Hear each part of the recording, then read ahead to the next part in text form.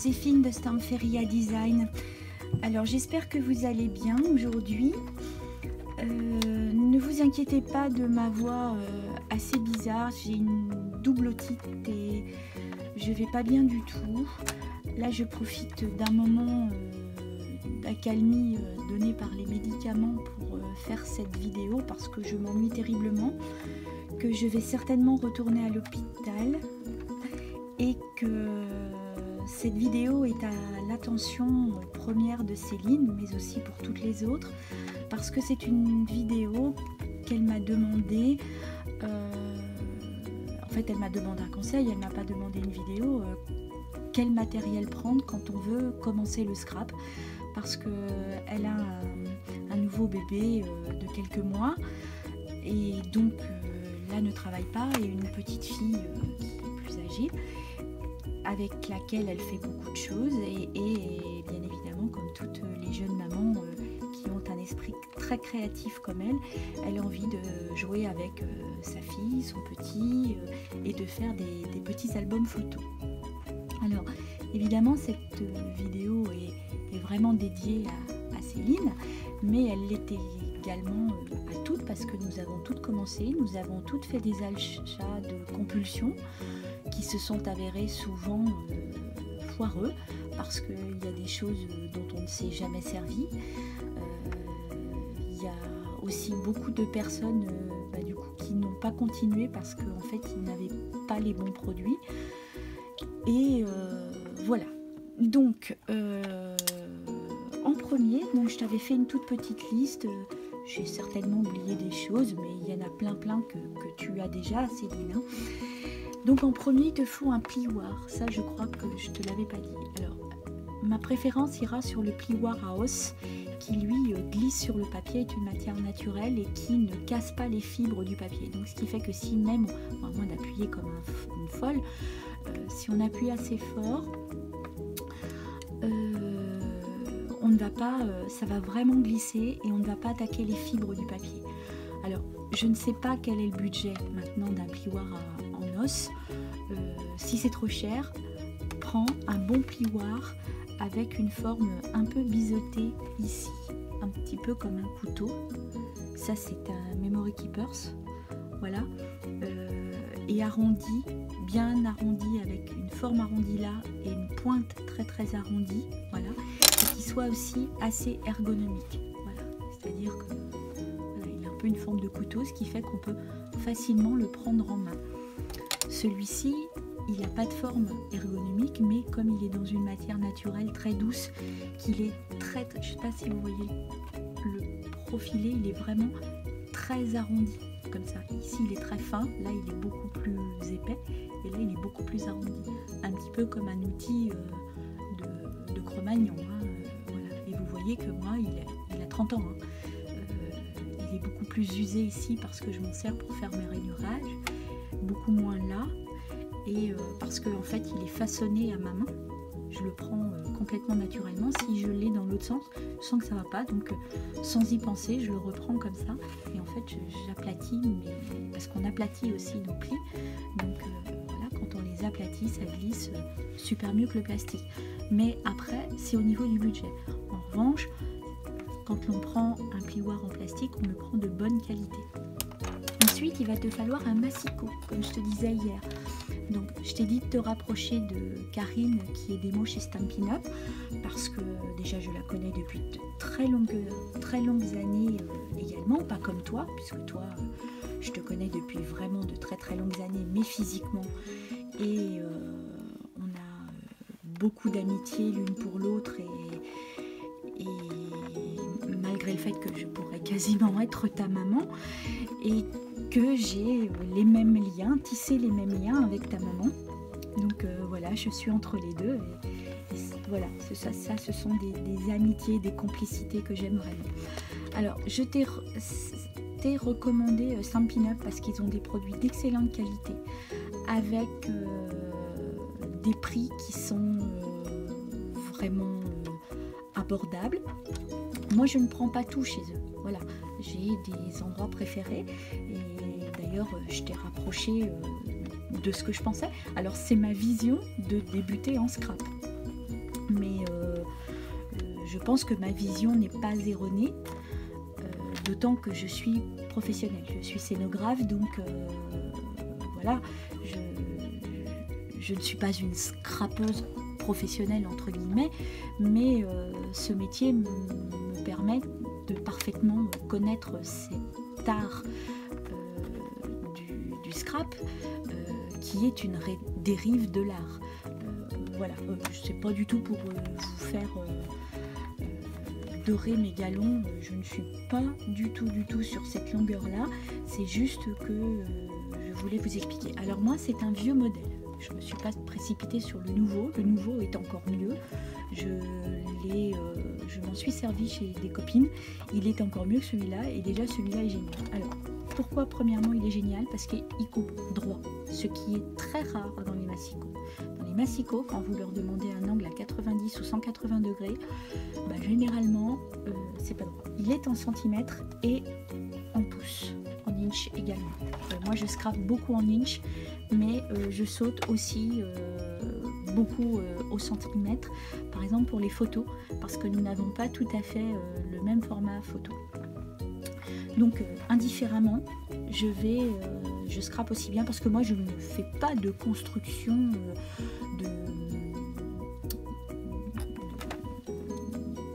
de mise en page d'album. Je regarde plein de tutos, je prends des tutos et puis je les arrange après à ma sauce. Mais c'est pas mon truc d'aller calculer, d'aller inventer tout un tas de cascades, de machins, de trucs. Par exemple, moi, les cascades photos, comme ça, j'adore. Mais les cascades avec une tirette, oui, c'est magique, c'est un défi, entre guillemets, technique. Mais alors moi, je trouve que ça n'a, pour moi, hein, aucune importance, parce qu'une photo, c'est pas un dessin animé. Alors si on a fait des photos prises en rafale et qu'on a imprimé toutes les photos et qu'on fait la tirette, donc on va voir le mouvement développé qui va partir comme ça et qui va faire comme ça sur toute sa cascade, ça je trouve ça vachement marrant. En revanche, je crois que c'est rare que des gens impriment 12 fois la même photo pour avoir cet effet-là, de l'enfant qui court, du cheval, pour avoir le développé du mouvement. Je pense que c'est très rare. Mais, à mon avis, je répète, ce n'est que mon avis, je pense que la cascade mécanique dans un sens ou dans un autre, à part être un petit plaisir mécanique, ça n'a pas grande importance, parce que je pense que vous comme moi, on ne regarde pas nos photos comme ça. On les regarde vraiment les unes après les autres et on a plaisir à regarder nos photos parce que ce sont nos souvenirs, notre vie, nos sentiments, nos peines, nos joies. Voilà, la photographie c'est comme le bilan comptable, c'est un arrêt image sur un instant donné et précis qui nous renvoie dans notre mémoire à de la peine, des rires, un événement particulier ou pas, une saison, voilà, tout un tas de choses. Deuxièmement, ce massicot, alors l'autre il a le nouveau, hein, qui est encore mieux, c'est la même démarche mais améliorée, donc il s'ouvre comme ça, il se cale bien, donc là on a toujours un angle de latéralité parfait. Il est toujours gradué, même mieux gradué que l'ancien, parce que là, il fallait savoir les petites astuces, parce qu'on passe du 15,5 au 17,5, et puis entre deux, voilà, il y avait des gens qui se perdaient un petit peu. Et également, il est génial parce qu'il coupe, mais il fait les plis aussi. Alors, ai-je un exemple à te montrer, Céline? Bon, on va dire ça, c'est une petite bordure que je prépare pour une pochette. Et alors, désolée, je vais compter en inch. Je vais faire une... Alors là, si je coupe, voilà, donc je mets mon papier bien droit. Il y a une cale de chaque côté, donc je risque pas de me tromper. Je fais celui-là, hop, voilà, mon papier est parfaitement coupé. Maintenant, je veux faire une pliure à un demi-inch. Allez, on va dire 2 cm. On va dire, allez, 1 inch. Ou 2 cm et demi. Voilà. Donc j'ai mes 2 cm et demi en haut et mon inch qui est là. Voilà. là je prends celui-ci. Je fais ça. Hop. Et regarde, c'est lui, tu vois. Est-ce que vous voyez bien? Voilà, la pliure est faite. Si, ici, donc, évidemment, les lames passent. Donc c'est fait pour le passage des lames. Mais aussi, par exemple, si on travaille sur un projet, on prend son petit crayon de papier et on marque exactement l'endroit avec son petit crayon de papier. Je vais prendre moi qui est derrière vous et que je ne trouve pas un crayon à nous. Voilà. Donc je suis sur un projet, machin, voilà, et je dis il faut absolument que j'ai une pliure là, ici. Donc en vrai, hein, je prends un crayon de papier. Donc maintenant, je mets là, je mets mon petit repère juste sur la gorge. Voilà, je le vois là, ici. Il est parfaitement dans la gorge. Ou une coupure, hein, un pli ou une coupure, voilà, je passe. Et hop, ma pliure est exactement à l'endroit où je veux. Parce que des fois, c'est plutôt rébarbatif de prendre la règle et de mesurer le machin, millimètre et tout. Des fois, sur des grands projets, il faut qu'on se penche en avant, du coup, on fait bouger avec notre corps, voilà, à moins de faire 1,80 m, mais Céline est comme moi, hein, elle est plus près des fleurs de pâquerette que du ciel. Et voilà, donc ça c'est une praticité aussi. L'ancien modèle, mais le nouveau est encore mieux, donc il n'y aura pas de surprise. À l'arrière, pourquoi je le garde? Parce que j'ai encore des lames neuves de rechange et qu'elles font très très longtemps. Donc tant que j'aurai des lames, je ne vais pas le changer. Celle que j'ai là est toute neuve, donc voilà. Et à l'arrière, je ne vous l'ouvre pas parce que j'ai très très très mal au doigt aujourd'hui. On peut... ah bah si, ça va.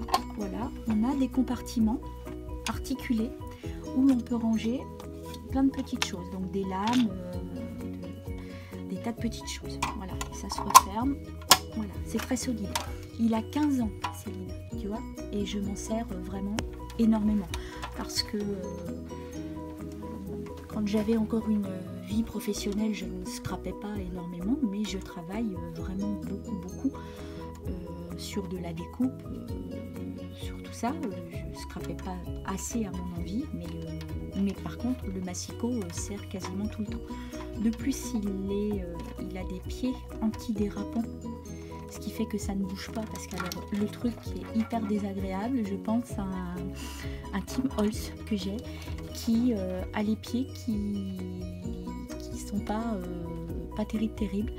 Et alors le mien, hein, peut-être que les autres sont pas pareils, je sais pas, mais le mien, quand je coupe, ce sont des matières un peu épaisses, le truc il a tendance à bouger, et là l'angle parfait, c'est raté, c'est bon. Voilà, donc il te faut un plioir, un bon massicot. Alors préférez toujours de la bonne qualité, même si au départ c'est un peu plus cher, on n'en sera pas déçu.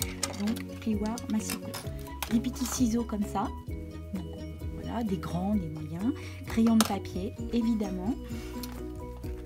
Ah ben il était là, je l'avais sorti, crayon de papier, une règle. Alors il y a mieux que ça, mais une règle comme ça, hein. Surtout que là, en plus celle-ci, c'est une truc classique, hein, qu'on trouve partout. Moi elle est très très vieille aussi, hein, sans rire, je crois qu'elle date de la fin du lycée. Donc voilà. Et là, alors on préfère une règle avec les graduations comme ça, parce que on a les millimètres et une rayure tous les 5 mm. Et ça, dans les projets, ça sert vraiment énormément. J'en ai même d'autres qui ont des interstices comme ça, mais ça c'est plus technique. Voilà, pour débuter t'as pas besoin de ça, mais une bonne règle comme ça, je pense que tu as vu toutes les créations que tu fais. Voilà. Ensuite, pour faire tes petits albums photos avec tes loulous, moi ce que je te conseille, voilà, ces petites enveloppes comme ça. Ça coûte 3 francs 6 sous. Tu vas commencer par faire vraiment de jolis projets. Donc en fait, quand on fait des choses jolies dès le départ, et ben ça engage à continuer. Si on se dit, purée, mais ça ressemble à un truc de la maternelle ce que j'ai fait, et ben on a tendance à laisser tomber. Voilà. Et que moi, de par l'école, j'ai fait l'école du Louvre et des années de fac, on m'a appris. Et j'ai vraiment apprécié qu'on m'apprenne. Parce que autrement, on tâtonne beaucoup plus, on dépense de l'énergie et de l'argent dans des choses qui ne sont pas forcément utiles ni agréables. Et la transmission est quelque chose de... L'amitié, l'amour sont vraiment des sentiments qui sont indispensables à ma vie. Voilà, je vous le dis et je vous le répète, je ne fais pas ça pour... je n'ai aucune action dans aucune boîte que ce soit, je n'ai aucun avantage avec qui que ce soit, je tiens à ma liberté. J'ai ma liberté de conscience et politique et je tiens à ce que ça le reste. J'ai plus de 50 ans, donc je pense que ça ne changera pas et personne ne réussira à me faire changer. Parenthèse terminée. Pourquoi je t'ai conseillé Stampin' Up? Parce que ce sont de très bons produits. Qualité de produit irréprochable. Les prix sont vraiment des prix qui vont avec la qualité. Voilà, ce ne sont pas des prix excessifs. En revanche, je ne prends pas tout chez Stampin' Up, voilà, mais je prends ce que je vais te conseiller. Et dans un premier temps, parce que lorsque l'on commence, c'est très très facile. Parce que dans les boutiques de scrap, et alors les Myriam's Gang vont rire parce qu'elles savent mon amour pour les produits de scrap. Des fois je dis la commande est presque orgasmique et la réception l'est presque aussi. Voilà. Mais lorsque l'on débute et que l'on va dans une boutique de scrap, c'est tellement beau, tellement merveilleux qu'on a déjà envie de tout acheter, qu'on achète tout et n'importe quoi, hein, y compris moi, y compris tout le monde. Hein. Voilà. Et que après, quand on a tout ça sur sa table de travail, quand on a la chance comme moi d'avoir un endroit dédié ou dans sa salle, son salon, n'importe quoi, dans sa cuisine, ou sur la terrasse, eh bien on ne sait pas trop quoi faire avec. Voilà. Alors, première chose, pour faire une structure, c'est comme une maison, il faut des murs. Donc les murs, il faut qu'ils soient solides. Donc c'est ce qu'on appelle, c'est le cardstock, ce que tu m'entends souvent parler. Alors voilà une feuille de cardstock de chez Stampin' Up. Tu entends le bruit? Voilà. C'est solide. Oula, ça, c'est solide, n'est-ce pas? Ça a tout fait déménager. Oula. Voilà, j'ai regardé. Donc voilà, c'est solide. Les couleurs résistent au temps. Si l'on déchire, je ne vais pas déchirer ma feuille, elle est toute neuve. Si l'on déchire, alors que ce soit du blanc, du vert, du jaune, je suis en train de faire un album. Tiens. Donc j'ai cette magnifique couleur bleue, mariniste. Quand je le déchire, voilà, même pelé hein, comme ça, mon papier est coloré à l'intérieur. Ça c'est hyper important parce que, et de la même couleur que ça, parce que nombre de papiers, même de qualité, quand vous les déchirez ou quand vous les coupez, votre tranche elle est blanche ou beaucoup plus claire en tout cas que votre papier. Ce qui fait que si vous voulez avoir un beau projet, vous êtes vraiment obligé de recoloriser la tranche ou la déchirure, sinon c'est moche. Parce que imaginez là un bout bleu ciel, ça le fait pas. Voilà. Alors là, du coup, je vais vous montrer un tout petit bout d'un montage forest que je suis en train de faire. Alors là, il n'est pas absolument pas personnalisé. Là, je commence à monter. J'ai des aimants de 5 kg pression. Écoutez, et regardez le papier. Il ne tremble pas. Voilà. Ah, et alors j'en ai. Voilà. Hop. Là, c'est du collage. Donc, partout, je travaille en niche, sauf là, parce que j'ai du format photo. Voilà. Voilà. Hop, hop. Et là, on recommence. Donc là, c'est pas fait encore. 5 kg pression. Regardez ma feuille. Par contre, mes aimants ne sont pas collés par le papier. Voilà. Voilà. Voilà. Voilà. Quand on voit un cardstock comme ça, qui fait ce bruit-là, avec l'épaisseur qu'il y a, voilà, regardez sa tenue, voilà, ça gondole pas, c'est voilà le pied de ma structure, parce que c'est exactement comme une maison. Si c'est les 3 petits cochons, si vos murs ne sont pas solides, votre maison ne le sera pas, elle va s'effondrer par le dessus, évidemment, parce que vous allez rajouter du poids des photos, vous allez rajouter du papier décor, vous allez rajouter des embellissements, vous allez rajouter tout ça. Alors, j'ai amené, mais je ne trouve pas, un papier, si j'ai amené ce dont je m'en sers souvent, un papier pollen. Mon mari, parce que je m'en sers beaucoup, parce que c'est un papier d'excellente qualité, mais dont je ne me sers pas du tout pour faire mes structures, parce que, à mon avis, il n'est pas assez déjà écouté. Donc, je vais faire l'un après l'autre. Au bruit, ça s'entend. J'ai une feuille, hein. Écoutez. Écoutez. Et regardez. Pas du tout pareil. Et pourtant, c'est un papier qui est vraiment très solide, très belle qualité, mais pas pour faire un cardstock du tout, parce que c'en est pas un, qui fait 210 grammes. Mais si je m'en sers pour faire une structure d'album, ce que je ne vais pas faire, parce que j'aime pas utiliser du papier pour rien, que j'en serais pas contente, ben, j'aurai pas un résultat qui sera solide et qui durera sur des années. Moi, j'ai des albums qui ont 25 ans, voilà, et qui sont toujours hyper beaux. Alors, pourquoi c'est facile?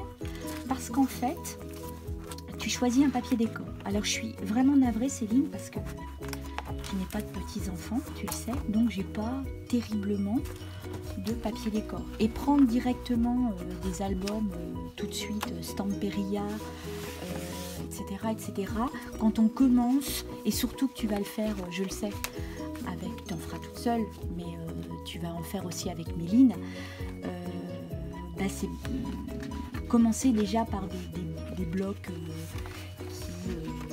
qui valent des sous, qui ont vraiment des super thèmes et tout, c'est quand même un peu plus compliqué.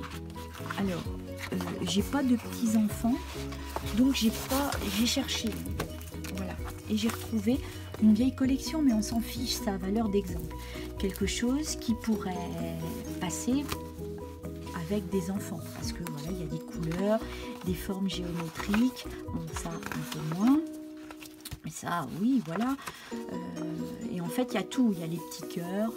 Hein, voilà, il y a ça pour Fifi, ça pour maman. Et tes papiers décor, ils sont tous coordonnés. Là, pour les enfants, ça, c'est absolument génial.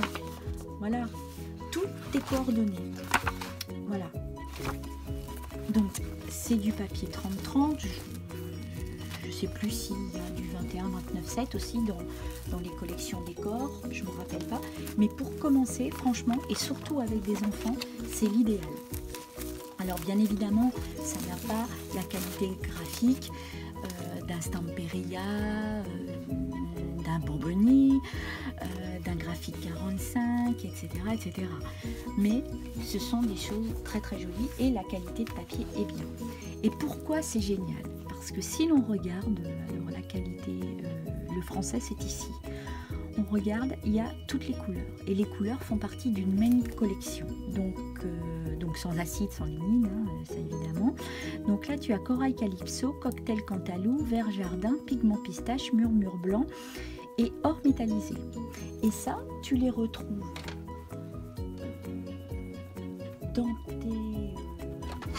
dans tes encreurs, parce que ça fait partie d'une même gamme. À chaque fois, ça marche par gamme. Donc, avec une gamme de couleurs, tu as les papiers et les cardstock. Comme ça, tu risques pas de faire de choses achromatiques. Ça va bien matcher, ça va pas être moche. Donc, tu as les encreurs, tu as les papiers, cardstock, tu as les décors, tu as même des décorations, etc., etc. Les feutres comme ça, les feutres alcool et je ne sais pas s'ils font des feutres aquarelles. Voilà. Donc, moi j'ai pris ça. J'ai pris alors ce que j'avais comme cardstock, hein, parce que j'ai pas toutes les couleurs. Or, il se trouve, alors celui-ci je suis pas sûre, mais je crois que c'est Corail Calypso. Celui-ci je suis sûre, parce que les 12-12 en couleur se font dans des paquets qui comportent 2 feuilles de chaque nuance de la collection. Voilà. Et en 21-29-7 en unicolore, comme ça. Donc moi je travaille beaucoup plus là-dessus. Et le blanc et le vanille se fait en 30-30. J'adorerais qu'il fasse le noir. Mais bon. Alors, je reprends les feuilles de ma collection. Et là tu vas voir ce que je te disais. Voilà, je reprends les feuilles de ma collection et mes cardstock. Donc moi j'ai pigment pistache et cocktail cantalou. Je vais prendre celles qui ont le plus de graphisme et comme ça. Voilà, même on va prendre celle qui fait comme de la dentelle. Et le vert. Oups, j'ai pas de petite découpe. Et tu vois que tout s'assortit parfaitement. Oups, on voit toujours mon vert pistache. J'ai fait tomber ça. Voilà. J'espère que c'est bien visible. Voilà. Donc là, j'ai 2 couleurs de cardstock qui sont dans ma collection de couleurs. Donc là, j'ai l'orange, le vert pistache. Et là, j'ai un assortiment de papier décor et qui vont tous avec. Donc en fait, tu choisis le fond que tu veux dans la gamme de couleurs. Et puis ça va correspondre. Et puis si tu as envie de prendre plusieurs couleurs de base, tu prends plusieurs couleurs de base. Hein. C'est pas un souci. En fait, c'est comme un peu, je dirais, les cheveux avec des mèches. Les cheveux avec des mèches, on n'est pas obligé d'avoir qu'une seule couleur de mèche. On peut avoir une couleur avec plein de couleurs de mèche à l'intérieur. Voilà, bah c'est pareil. Alors après, plein de couleurs de base avec une seule couleur de mèche, oui c'est possible aussi, je pense. Voilà. Donc, voilà pourquoi je te disais que c'était facile et pourquoi je t'ai rapproché de Karine, parce que je sais que ce n'est pas quelqu'un qui te poussera à la consommation. Voilà. Alors ça c'est un autre petit papier. Bon, c'est pas la saison, c'était pour Noël. Mais tu vois, j'ai pas beaucoup moi évidemment, hein, mais ça peut passer en toute saison. C'est joli, ce joli bleu avec ses petits pois. Et ça, pour ton loulou, tu vois, par exemple, voilà. C'est sûr qu'en ce moment, les flocons de neige, voilà, on va s'en passer. Et ça, absolument formidable. Alors moi, ce sont des anciennes collections, parce que je ne fais pas beaucoup de choses enfantines. Voilà. Alors, donc, on avait dit, je récapitule, le plioir, le massicot, les ciseaux, la règle, le papier cardstock, le papier décor. Ensuite, tu vas prendre des encres. Alors, je ne te conseillerais pas, dans un premier temps, de prendre des encres Stampin' Up. je te conseillerais plutôt, et puis des petits tampons pour enfants. Si tu en vois qui te plaisent, tu peux prendre des petits tampons. Voilà. Alors, je ne te conseillerais pas les encres Stampin' Up tout de suite. Je te conseillerais des encres plus ludiques. Voilà. Donc, plutôt dans les distress et les petits pads comme ça. Ah oui, aussi un bloc acrylique, je t'avais dit. Donc un bloc acrylique de taille, t'en achètes pas 200 hein, pour commencer. T'en achètes un de taille standard. Donc je sais pas, il correspond à un numéro. Ça, alors il va être grand pour certaines choses. Voilà, mais bon, déjà, ça, c'est une bonne taille.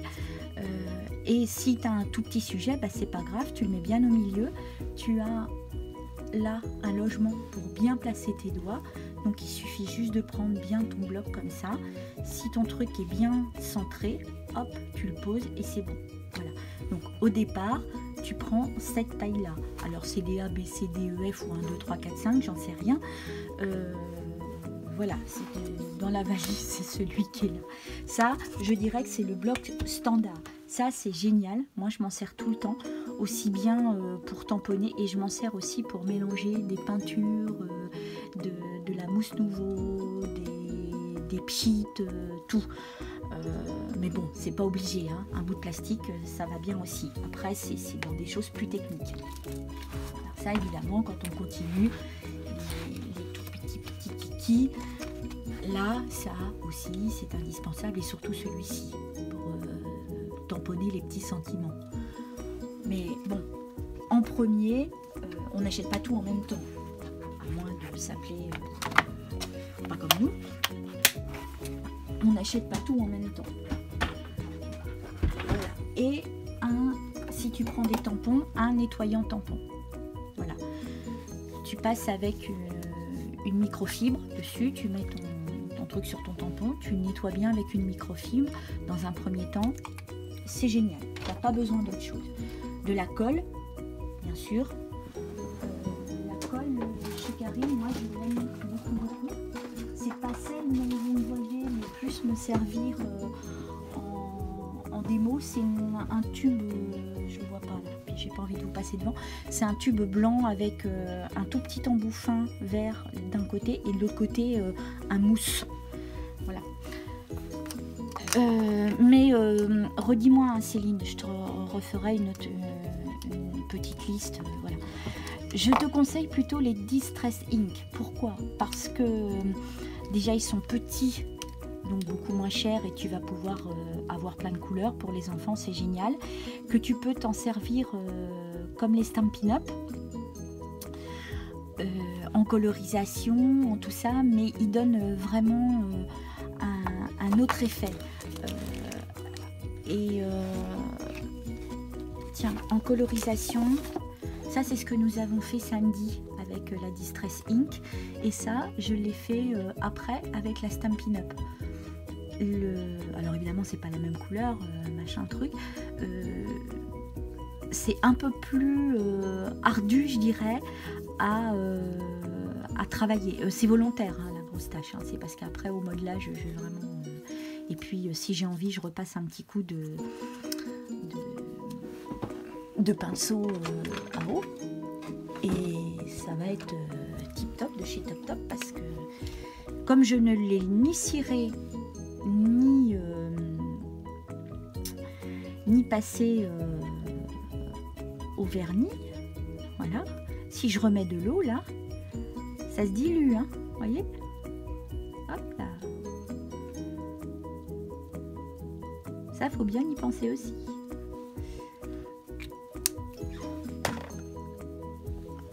Voyez, là, je l'ai complètement changé ma feuille. Donc au départ, moi je te conseille les petits pads comme ça, parce que tu as des couleurs vachement ludiques, que ça coûte 2,50 €, je crois, que tu peux faire quand même beaucoup de choses avec. C'est une utilisation hyper versatile. À côté, un pad de Stampin' Up. Alors moi j'ai des anciens modèles aussi, hein. Je suis vintage hein, jusqu'au bout.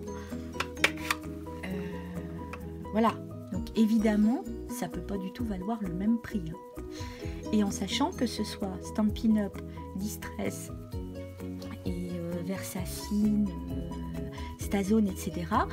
Après, on rachète pas ça. On achète des petites bouteilles d'encre et on réencre son tampon feutre. On attend 1 ou 2 jours et puis après on s'en resserre. Et c'est reparti comme en 14. Voilà. Alors ce que je conseille aussi, moi, pas au premier achat parce que ça dure longtemps, mais quand on fait une petite commande de nouvelles encres, de nouvelles choses, et ben on achète 1 ou 2 petites flaconnettes d'encre liquide pour recharger nos tampons. Parce que ce qui se passe souvent, si on ne fait pas ça, on n'y pense pas. Et puis tout d'un coup, j'ai trop envie de me servir de mon violet là. Oh, zut, il n'y en a plus, il est sec. Ah bah c'est ballot. Et bah oui. Donc voilà. Donc moi dans mes commandes, souvent j'en prends 1, voire 2. Et c'est pas perdu, hein. Ça, vous pouvez, en 15 ans, si vous la mettez bien dans un placard, votre petite flaconnette et tout. Autre chose, comme je sais que tu n'as pas d'endroit dédié et que c'est le cas d'énormément de personnes, et je suis consciente de ma chance, c'est que tu peux les empiler comme ça. Alors par couleur, par machin, après ça c'est notre organisation personnelle. Mais tu vois, donc si je prends plein d'encreurs comme ça, voilà, donc là j'en ai 1, 2, 3, 4, 5, 6, 7, 8. Voilà. Voilà la place que ça me prend. Rien. Ça fait 1,5 cm, 2 cm.